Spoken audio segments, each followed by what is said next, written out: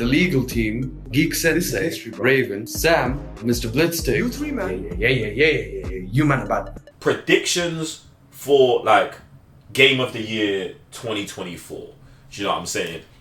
What games do you think are going to be Game of the Year this year? Some of the ones that are, we're believing are in the running: Astro Boy, Balatro, Black Myth, Wukong, Elden Ring again, Final Fantasy VII Rebirth, Metaphor, or any other game that you think like to you is just your Game of the Year. Like where are you at with the games and all of that situation? What are we saying? And chat, if you haven't already, super chat what you believe your Game of the Year, your personal Game of the Year, or what you think is going to win Game of the Year.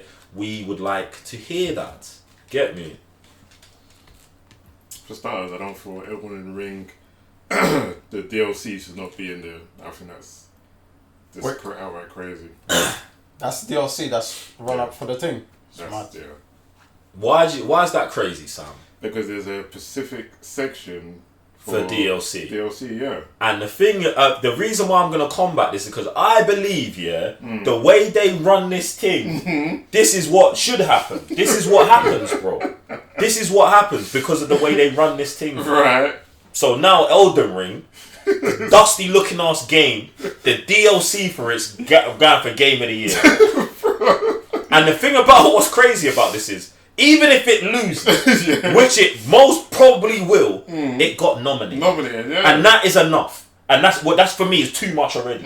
You get me? But me, everyone knows I've had an issue with Elden Ring since the inception of me seeing it. And now this tyranny continues. Bro. Wait, so how long is the DLC? Does that factor in? Like how long the DLC is?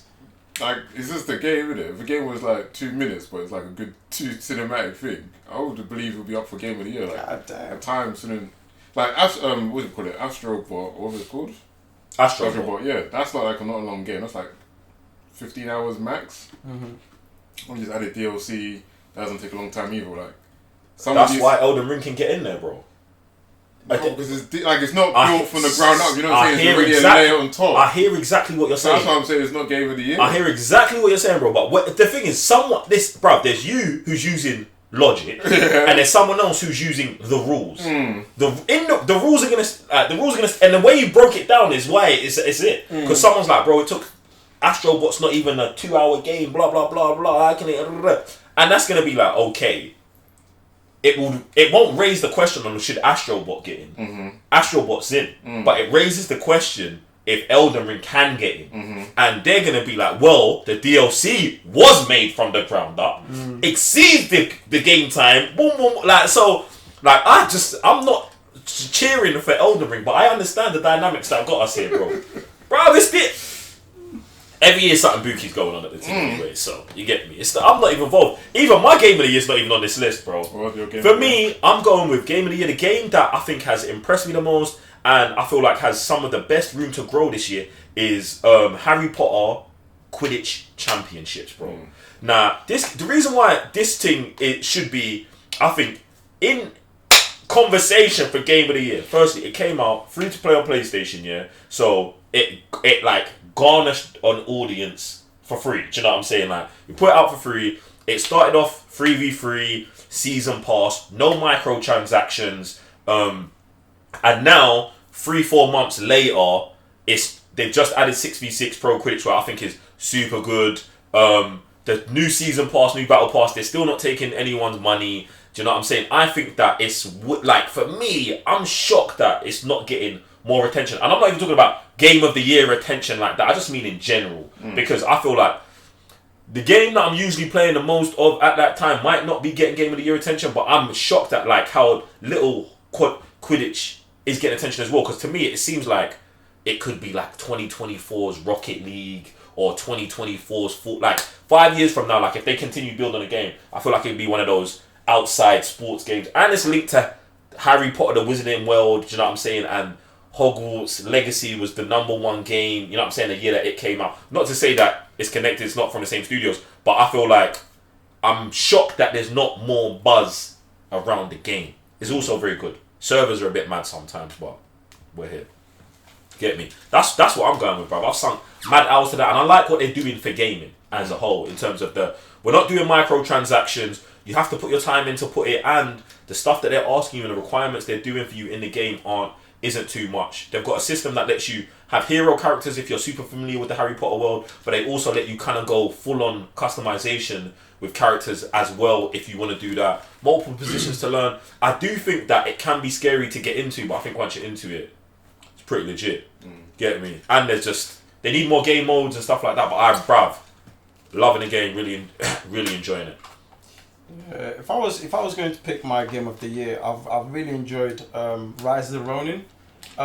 It's funny because like at the beginning I wasn't really feeling it. Like it's like it's alright customization, but the deeper you go into the game and you go into the intricacies of open Japan, it gets super spicy. Do you know what I mean? Like just the factions, the bare factions. Story is just not is not linear. It's not just pick Japan or pick Shogun, pick the Europeans. It gets very techie where you actually kind of use your moral compass to go through the story, and the customization is ridiculously like fast. Like you can pretty much customize from head to toe. So that's the game I've enjoyed the most this year. I was gonna ask you, did Cyberpunk Phantom Liberty DLC get nominated for Game of the Year? Nope. What did that get nominated for? DLC of the year. When did this get nominated for DLC of the year? I didn't check. I haven't checked all the nominations, but I'm assuming that it's going to be if it's in the Game of the Year. So yeah, so make that make sense. I mean, can it be nominated for Game of the Year and not be in DLC of the year? What was that? This? Yeah, it's possible. It's very possible. It's very possible one of these games can be in Game of the Year. And I'm talking about Elden Ring Shadow of Erdtree. Can that be nominated for Game of the Year without being nominated for DLC of the year? Yeah. It can't be. How? How can this be the best game when it's not the best DLC? It'd have to be the best DLC and the best game to be in both. Meaning it's a guaranteed win. So what I'm saying is it's guaranteed to win DLC of the year. Yeah. They've guaranteed that by putting it in Game of the Year. Yeah. But they've also guaranteed a L here. But that's okay because they guaranteed the DLC of the year. That's it. And this is why I asked the question about Cyberpunk, bro. Because Cyberpunk won, didn't it? Yeah. And this is why the gaming awards is booked, bro. Yeah, that's what I said. I'm saying the same thing. Yeah, but no, bro. This is crazy. This is why I don't participate. Because it's bugged. Because the previous year, they probably was like, oh, Cyberpunk won. Yeah. How do we guarantee we win? Put it in for Game of the Year. And now, do you know what, yeah? I'm not going to say that this list of games they've got is weak. But the fact that we're putting a DLC up there, bruv, you're tarnishing your own list. By putting the DLC in there anyway. But like I said, bruv, the Game Awards, bruv, I try to avoid this thing as much as possible. It's Sam!